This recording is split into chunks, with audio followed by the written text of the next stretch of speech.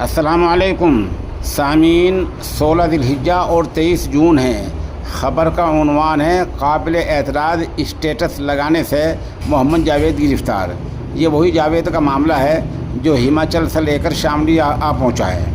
आपको पता ही है कि 3-4 दिन पहले हिमाचल के शहर नाहन में 2 दुकानों के शटर तोड़कर हिंदू तंजीमों ने दुकानों का सामान बाहर फेंक दिया था। ये दुकानें जावेद की हैं। उस वक्त एतराज़ ये किया गया था कि उसने ममनुआ यानी प्रतिबंधित पशु की तस्वीर या कुछ मांस गोश्त स्टेटस पर लगा रखा है।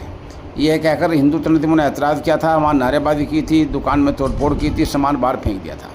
लेकिन 24 घंटे पहले शामली के पुलिस कप्तान ने जावेद के बारे में बयान दिया कि स्टेटस पर जो था वो फ़िरका वाराना जज्बात को भड़काने वाला तो था, लेकिन ममनुआ मवेशी का कुछ भी नहीं था। शामली के एसपी का बयान इसलिए अहम है कि मोहम्मद जावेद ज़िला शामली के जलालाबाद का रहने वाला है। बहरहाल गुज़िश्ता देर शाम जावेद को पुलिस ने गिरफ़्तार कर लिया है और उस पर जो दफ़ा लगाई हैं उनका मतलब ये है कि उसको धार्मिक भावनाओं के भड़काने के आरोप में उसको गिरफ़्तार किया गया। मजहबी जज्बात को ठेस पहुंचाने की वजह से उसको गिरफ़्तार किया गया है।